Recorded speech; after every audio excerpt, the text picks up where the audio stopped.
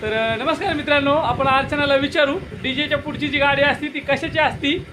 तर अर्चना, डीजेच्या पुढे जी गाडी असती एक एक्स्ट्रा ती कशासाठी असती? ती पाठीमागच्या डीजे ओढत न्यायला. ती म्हणते ती मागच्या डीजेच्या गाडीला वरायला असते ती पुढची गाडी. डीजेच्या पुढची तुम्हाला माहिती असेल तर तुम्ही मला नक्कीच कमेंट करून सांगा. आपण दादूला डीजे असतात ना मोठे मोठे साऊंड, ते नाही पडावं म्हणून आणि त्याला असं धरून न्यायला ती असते ती गाडी. बघितलं का? ती म्हणते डीजेचं वजन जास्त म्हणून डीजेला वडायला परत एक पुढे गाडी असती. आता प्रज्ञाला विचारून बघू बरं प्रज्ञा काय म्हणते.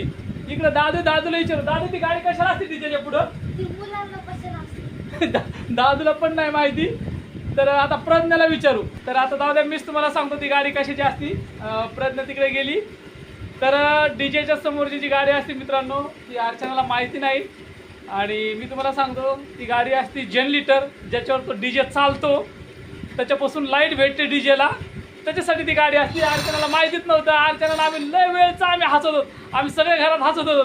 आमचा दादू म्हणते ती पोरायला बसायला असती, प्रज्ञा म्हणती ती वजन वाढायला असती आणि ही म्हणती ते डीजे पडावं नाही म्हणून त्याच्यासाठी असती.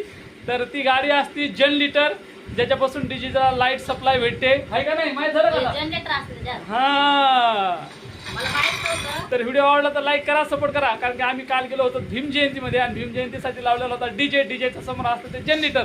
तर अर्चना मला कालपासून विचारती ते कशासाठी गाडी असती, कशासाठी. मी नुसतं हसत होतो, तिला सांगत होतो तू सांग कशासाठी असती. तर ती म्हणते ते डीजेला वडायसाठी असती, ते डीजे पडावं नाही म्हणून असती. ती म्हणते ते रशीला धरून लोक होते, तिला काय माहिती ते केबल आहे लाईटचं. मला वाटलं ते जे डीजे वाजतात ना त्यांना धरून नेण्यासाठी असते, पण मला माहित नव्हतं. आता झालं का माहिती? आता माहित झालं. तर चला, व्हिडिओ आवडला तर लाईक करा, कमेंट करा. आपल्या ट्रेन गाडी व्हिडिओ सारखी असते, छोटासा डबा तेच ना.